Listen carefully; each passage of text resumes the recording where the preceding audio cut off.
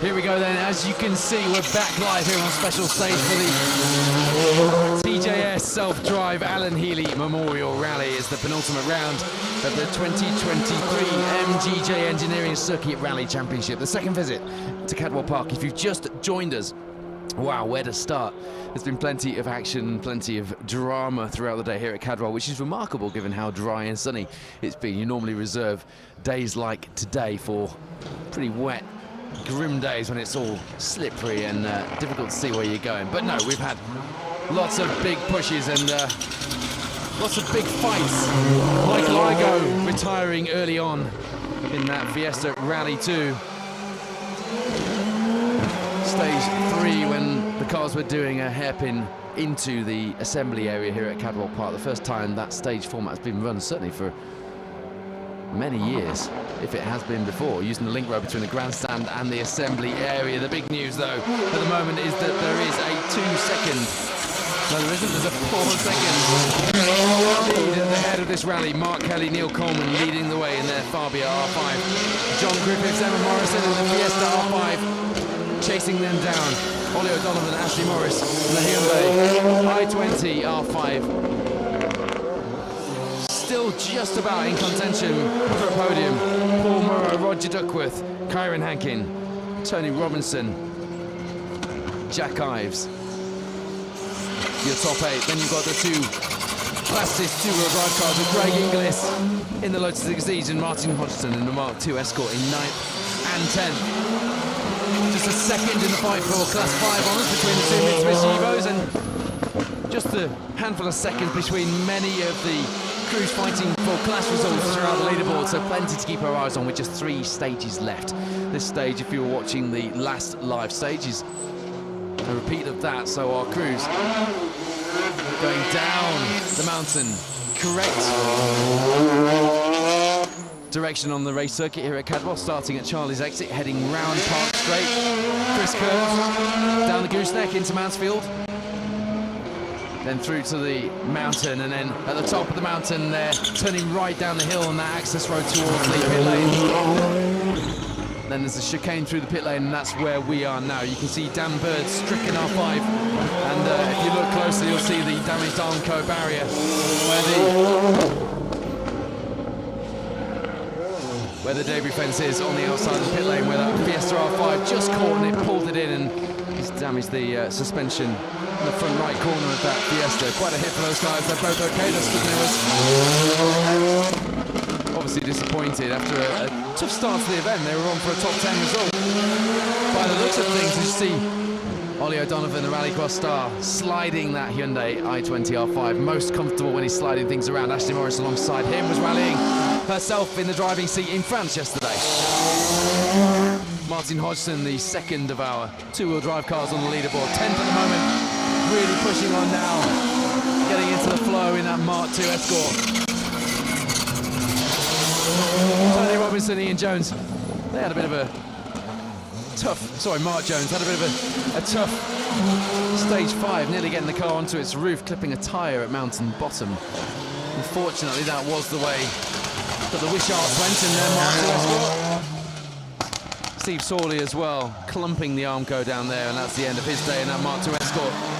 Paul Walker there in his Mitsubishi Evo had a fairly slow start to the day, but has started to get the pace back on, 12th place behind the 3 fastest two-wheel drive cars. 27 seconds to make up to the first of them, which is that grey Chevette of Alistair Stables though.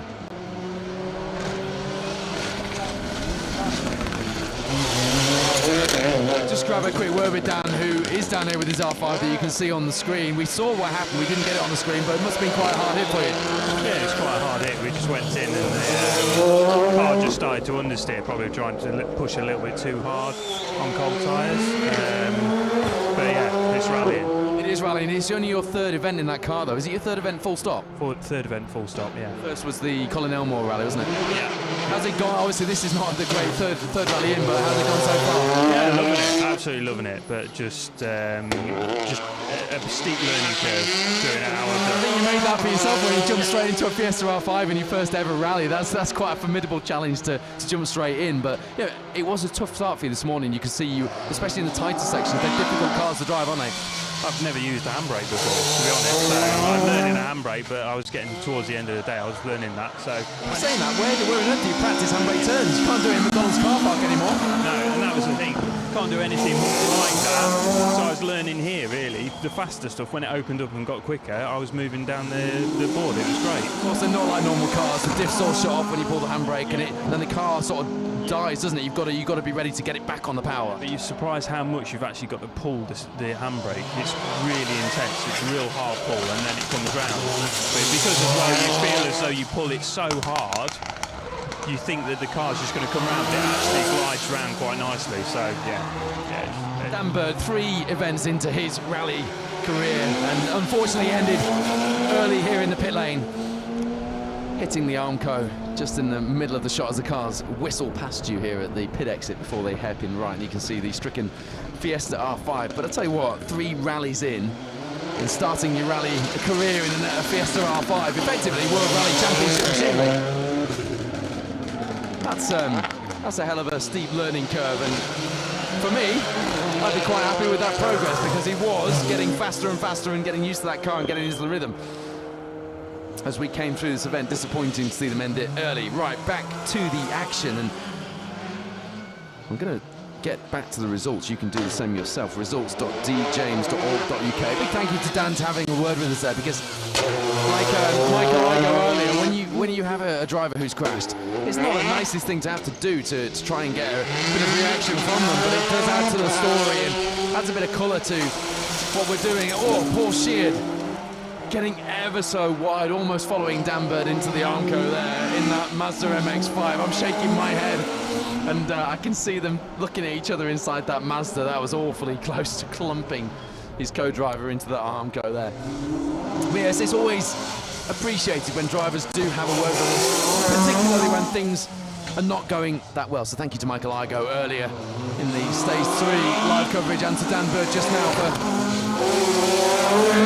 giving you their thoughts, having not had the best of days. Mark Kelly and Neil Coleman then are not running away with this, which John Griffiths and Emma Morrison thought, well, do you know what? They might just do now they've got that lead. They're not. Another 3 seconds taken out of the Fiesta R5, our freshly, newly crowned champions, mathematically speaking, coming here to Cadwell to the Alan Healy Memorial Rally. 7 seconds now, the difference between those front 2 cars. Ollie O'Donovan, Ashley Morris dropping back further still in 3rd place. And they've got Paul Murrow and Callum Cross closing in on them. Roger Duckworth, Mark Fowler just 15 back in 5th place. We'll keep you updated as those live times drop in. Difficult to give you too much of a flavour until we get more times in, but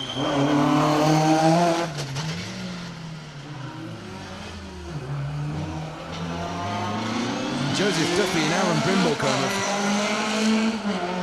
have been going ever so well today in Class 2 in that Lotus Elise. As I said earlier, just really kind of ninjaing their way up the leaderboard, because they're just driving that thing so smoothly and using the car, the full benefit of having such a lightweight, powerful car that handles so well on a circuit environment like this. So they don't look remarkably quick, but they blooming well have been. So they were 16th overall in that Elise, behind Daniel Poole, and only 3 seconds behind Daniel Poole and Irvin Holtam in the Vauxhall Corsa kit car. So a stunning drive so far from the Elise pair. Interesting to see whether James Cuthill Super Rally, oh, it's not really Super Rallying, is it? They'll get a stage maximum, whether they come out fighting or whether they call it quits, having taken a split too many on the last stage in that Darien GTR having been up fighting for a top 10 position and fighting for a top of class result as well. And that Honda engined Darien.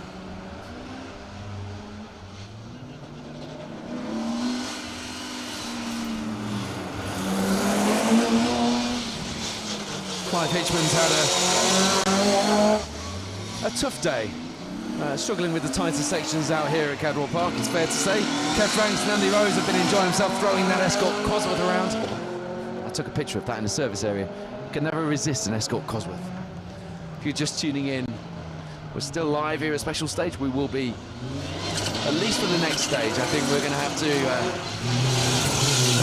fulfill some Seacon UK Rally Show duties in the service area after that during the last stage. Ian Jarvis, Paul Train, getting that Mitsubishi hooked up. Trying just to stay ahead of Matthew Thompson and Howard Pridmore on the road. Don't have to worry about them as far as the class result is concerned, obviously.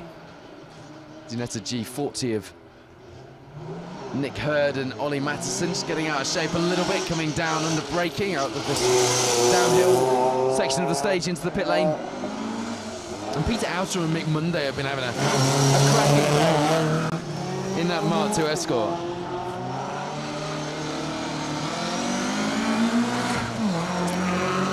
Tell you, a crew who we haven't mentioned much, but yeah, have been doing a fantastic job, and we've seen some cracking driving from them today. It's been Colin Adams and Mandy Lovely in that BMW Compact, the one with the spoiler with the almost GTR style body kit. 14th overall. And first in Class 3. Really solid performance from them on the stages today. As you see, Matthew Sample, Rachel Sample alongside in their Mitsubishi Lancer. The 90s Group N here in the Lincolnshire Wolds.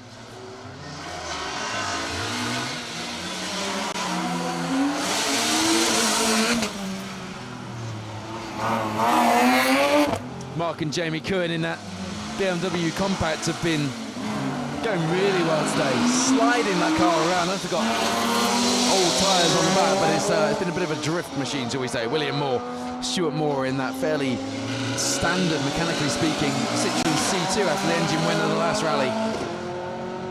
They were keen to point out to me that it is just a standard car underneath there these days, especially for this rally, and they've been enjoying themselves. Doing quite well nonetheless.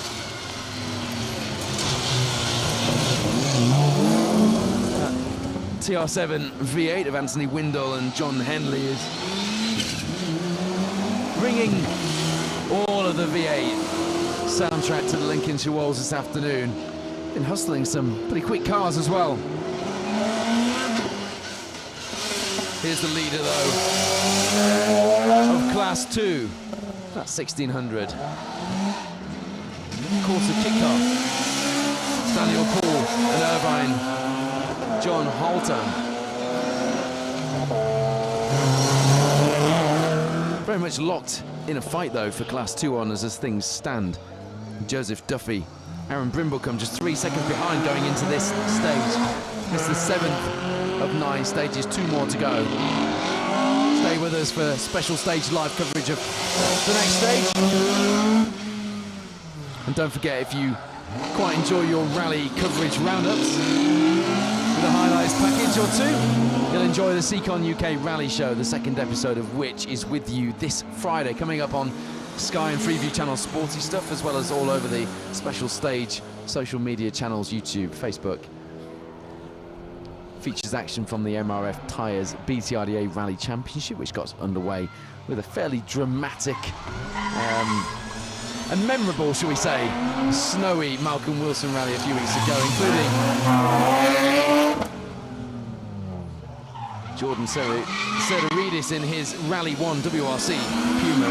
Well worth a watch, if only just for that. We've also got action from the MGJ Engineering Circuit Rally Championship, including the last rally, the Dukeries Rally, won by Michael Igo, who crashed spectacularly earlier on today here at Cadwell Park. That's coming up this Friday, the Seacon UK Rally Show on special stage, and then this rally will feature in the May edition of the show, the first Friday of every month. Jonathan Haynes has been throwing that Focus around, the front wheel shaking and juddering as he got the power down as he handbrake around that hairpin. That's almost the sort of moment where you just lose your drive shaft. Got to be careful of that inside wheel, juddering like mad there, but really going well in that Martini livery focus today. Loving the tight sections, chucking the car around, feeling really at home. You can see when it works inside the rally car, because it very much shows from the outside. And there's another man who has been really on the pace today, Oliver Howard, Simon Howard, in that really smart. You can hear it. It sounds really good, that 1400 Micra. They've had things pretty much their own way here today. Bill Rutledge, Alex Rutledge coming into view in their Nova, which has been all manner of angles here at Cadwell.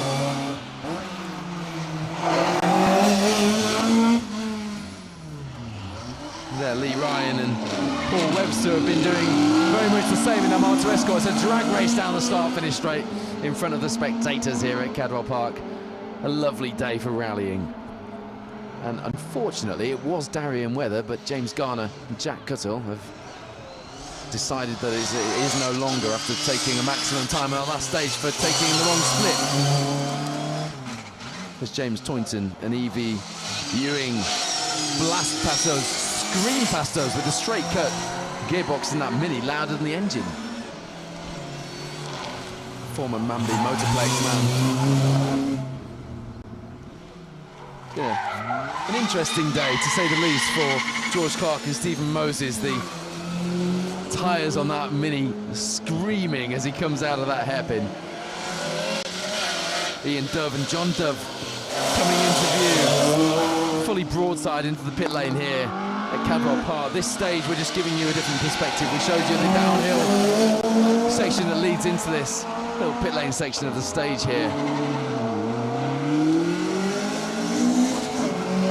The Cadwell Park Lake just viewable, visible even over the Armco, just beyond the hairpin. If you look closely, you'll see lake, pond, call it a pond. There you go, we mentioned them. Colin Adams, Mandy Lovely, putting in a tremendous performance in that really well-prepared BMW Compact. It's gone well today, and it shows in the class results. Our 2021 Circuit Rally champion Mark Healy leads away though, 7 seconds the advantage, just pulling out another 3 seconds over newly crowned MGJ Engineering Circuit champions John Griffiths and Emma Morrison. Setting up what could be a real blast to the finish. It's going to be a real sprint, and as John said to me in the service area, it's a case of he or she who knows the circuit the right way around, who's raced here, could just triumph in those final stages. Fair play to Bridge and Royston Carey. They've started today the last way they would want to start their day, coming down Coppice, the opposite direction to where they're going now, just about where they are now. They hit the chicane coming down on the first stage, coming into view on our live stream with the car stoved in, just managing to pull the car off at the end and not cause a stoppage in the stage, but a real mess, and they've managed to patch that car back together. Patch not really doing justice to the work done by the service crew to get them back out though, because it was a real team effort to get them back out for at least some seat time and a bit of enjoyment to throw that Clio around this afternoon. Some work to do before the next stage, the next rally. David Large, David Ortaway in the Mark II Escort, they've been sliding it around and talking to people, sliding things around. Ian Dove, John Dove in that Nova, just making a bit of a mess of Jonathan Palmer's grass on the outside of the hairpin there on the start-finish straight. Some work to do for the Cadwell Park team ahead of track days resuming this week. Two very different BMW compacts, different technology and a different experience behind us. Colin Adams shaking his head in frustration as he gets that tail too far out and just takes a bumper full of tyres as well, bodywork flying. Talking of which, Robert Nutter here.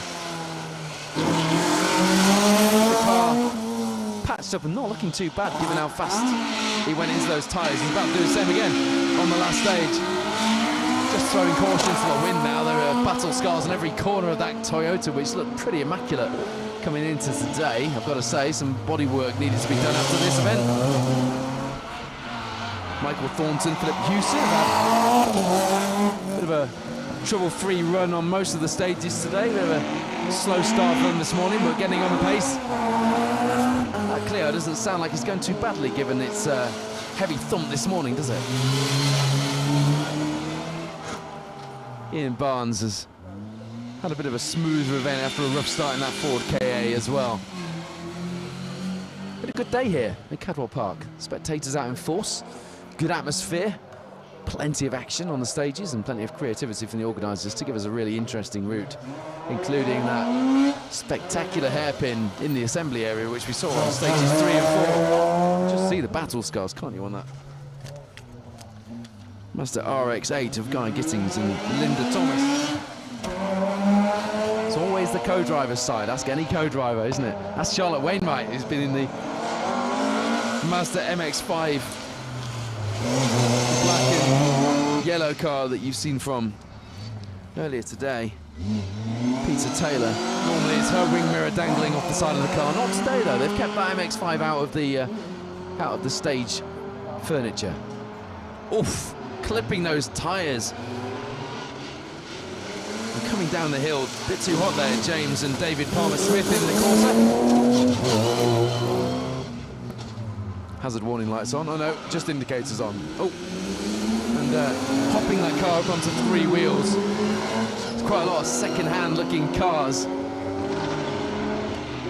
And here's a couple of them now, a couple that have been driven really hard. This pair in the Corolla have been having a really good run.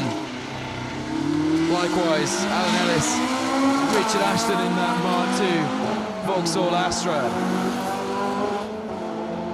Haven't been afraid to throw that thing around on the stages today.